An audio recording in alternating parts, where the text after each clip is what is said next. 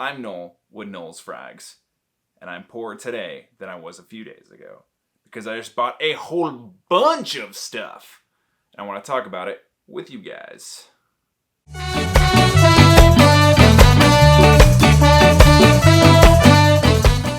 First up, Andy Warhol, Pour Homme.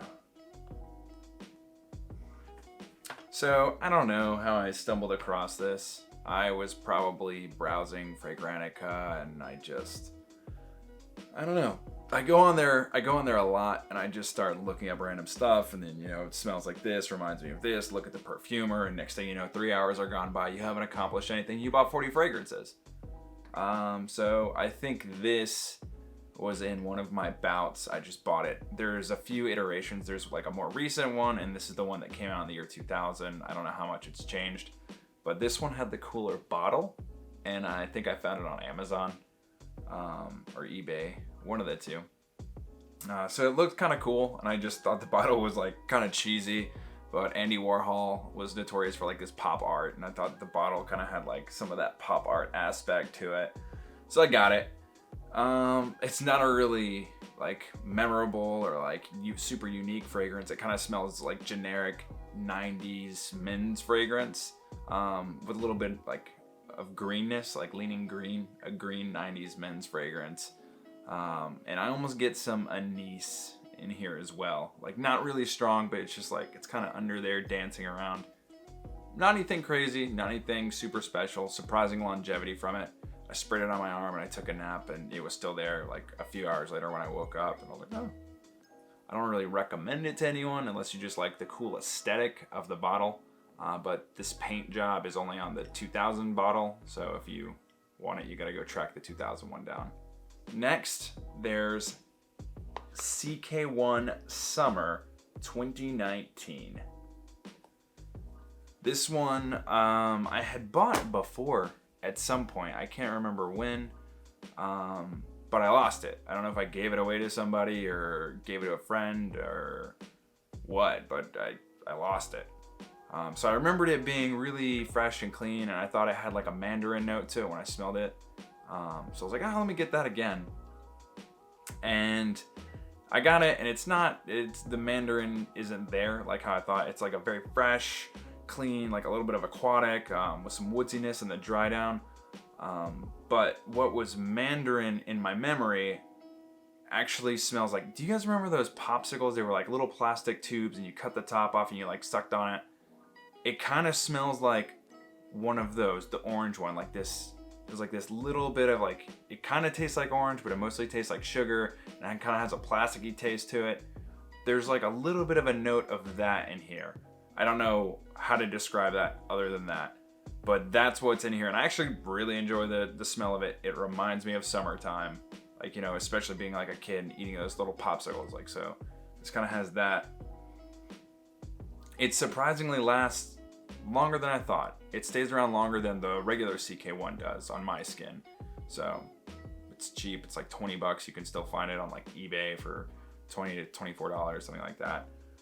Smells really good, and it's fresh, and it works well in the heat, so worth checking out. No regrets in this purchase. I didn't open the box before I did this, so I'll just edit it out. You'll never know that I didn't open the box before I started rolling the camera. Next, Azzaro Pour Homme Ginger Lover. This is a ginger fragrance. It's very masculine. It's boom, ginger the whole way through in the open. And as it dries down, it's still there. It's toned back just with, the time. You kind of smell the note fade a little bit, but it stays through the dry down. It's there in the dry down. You can still smell the ginger. So I had heard a lot of hype about this fragrance, or I just seen it pushed by a lot of people and mentioned by a lot of people. I wanted to try it. I enjoy ginger. And then you have Authentic Man by Abercrombie & Fitch. So I had heard that this one smells like a really popular fragrance. that I own a lot of, and I wanted to see if it was true. And I'm not going to go too into this one because I think I'm going to do a review on it. But it doesn't really smell like a clone of anything in particular to my nose. It does open up really grapefruity. I was actually kind of searching out a grapefruit fragrance, so this worked for that. It's a little synthetic. It smells good. It does not last very long. The longevity isn't great even here in the heat. I got maybe about an hour and a half, 2 hours. It was pretty much totally gone. It doesn't smell bad while you have it, but it's a grapefruit kind of woodsy smell. I wouldn't say I regret the purchase. It's about $30, but I'm gonna give a little more time with it and smell it some more and maybe do a review on it. Next, 4711 Aqua Colonia, pink pepper and grapefruit. So I got this one for the same reason I got Abercrombie Authentic, and that was to chase a grapefruit fragrance. So I don't think I have anything on my arm, so we're just gonna give a couple of sprays. It smells so good. This one is not expensive at all, and it's a lot. So this was like 20 something bucks, and it's 170 milliliters. It came as a splash, and they give you this little spray to put on there, but it stays around about as long as a splash. That's the longevity you're gonna get out of it, but it's so fresh. It's just this bright blast of grapefruit. I get a little bit of the pink pepper, not as much as I was wanting. I wanted a little more, but it's so fresh and just, it's really good. For looking for grapefruit, it's a grapefruit. It's splitting a grapefruit open right in front of you. That's what it is. It smells awesome. Definitely enjoy this one. If you want something, casual on a summer day, it's gonna be sunny, going to the beach for a few hours or going out running errands, this is something you could throw on. It's not something, if you want to smell it for a really long time, you're gonna be disappointed. But it's not that expensive, and you get 170 milliliters of it, so just, bring it with ya. Drench yourself. Oh man. So I guess this is my scent of the day now. Scent of the next 2 hours. Scent of the next hour or so. Next, Jaipur Oud by Boucheron. Boucheron? I'm terrible with French. You guys know this by now. This one has a lot going on in it. You got citrus, florals, cinnamon sticks out to me a lot, and then resins. So it's a heavier fragrance. It's an eau de toilette, but it's still a heavier fragrance. And I think they have an EDP version as well, and maybe even some flankers. But for the price, I think it was 20 something. It's under $30, and it smells really fancy. It smells far more eccentric. It smells far more unique than you would expect a fragrance in this price range to smell, and it performs really well. I haven't given it a full wearing out and about several times because I've just gotten it, and it's pretty freaking hot here. So I don't really want to go out and cook wearing a gourmandish or a winter fragrance. But yeah, I'm looking forward to giving this another wearing.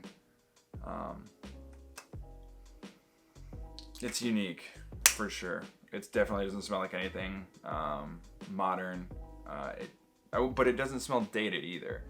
It reminds me of older fragrances, but it doesn't smell like older fragrances. I don't know if that makes sense. But yeah, it's a good one, affordable, no regrets here. But I'm not gonna be oh, I love it, because I haven't given it enough time to wear it in the right occasion. And then there's Tom Ford's Oud Wood. I had a sample of this, and I wore it about a year ago, and I haven't worn my Tom Ford samples in a long time. I have my bottles that I wear, but I just had a whole stash of samples that I haven't really messed with recently. So I pulled them out a week or so ago. I started going through them and I was like, oh, Oud wood, you know, and hadn't smelled it in a while. I sprayed it and I was like, oh, this is really good. So I gave it a few wearings. So I was like, why don't I own a bottle of this? This is really good stuff. So I finally pulled the trigger, got a bottle of this. Not really an oud fragrance, a woody fragrance for sure. But there's just a lot of other woods, like you get the rosewood, sandalwood.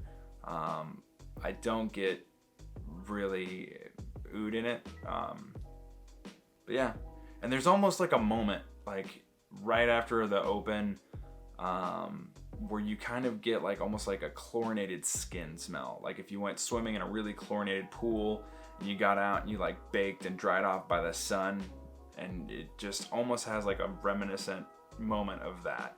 And then it returns to your regularly scheduled woodiness. But there's a beat in there where it almost smells like chlorine for a second. But it's awesome, it's smooth. I'm looking forward to wearing this. I'll even wear it when it's hot, probably. It won't last that long, but... Okay, so this might be my favorite of the purchases I made. Despite how much I loved the grapefruit and pink pepper from 4711, these are awesome. These are the Olfactive Studio samples. This is basically the whole line. So you have like which one's the fresh one? So this is the fresh one. So you have like the fresh, and then you have like the warm and seductive one. I went through the fresh one about a week or two ago. The whole process was a lot of fun. I got to dig into these fragrances, which are really good. Very, very much, you know, what they said. These are the fresh collection. They're very fresh. Two of them stuck out in particular. Panorama and Lumiere Blanche. Panorama was this like spicy green. I think wasabi is one of the notes. So that was really cool. It was really interesting. On paper, it was one of the best fragrances I've ever smelled in my life. But my skin kind of ruined it. That cool open was still there. It was much shorter. Like that spicy green open was still there, but it was shorter on my skin. And then as it dried down, it totally lost the open and became kind of like a green tea like smell, like green tea and like straw or like hay. And I was just kind of bummed because it was so great on paper, but my skin ruined it. Maybe some of you will have better luck. Definitely check out. They're not that expensive. The Olfactive Studio samples. I think they're running, they were when I got the warm collection, they still had it going, but it's like 50% off the samples. So go check out Olfactive Studios, see if they're still doing that. But they're really good. And I haven't dug into the warm collection yet, but I'll probably do it after this video. I really enjoyed going through the fresh set so much, so I'm really excited to go through the warm ones. It's just a lot of fun to get all your little test paper strips out and label them all and spray it and then just smell them and just make notes and go through what you smell and then compare it to the, the manufacturer's notes on what's in it and, and what the notes are supposed to be and your own perception. It's just, it's a lot of fun. So that's my haul. I don't know if it was like a week or 2 weeks worth of stuff, but I'm poor now, but I have good smells. So is there really anything to complain about? If you enjoyed this video, throw me a like or subscribe to see more content. And as always, thanks for watching.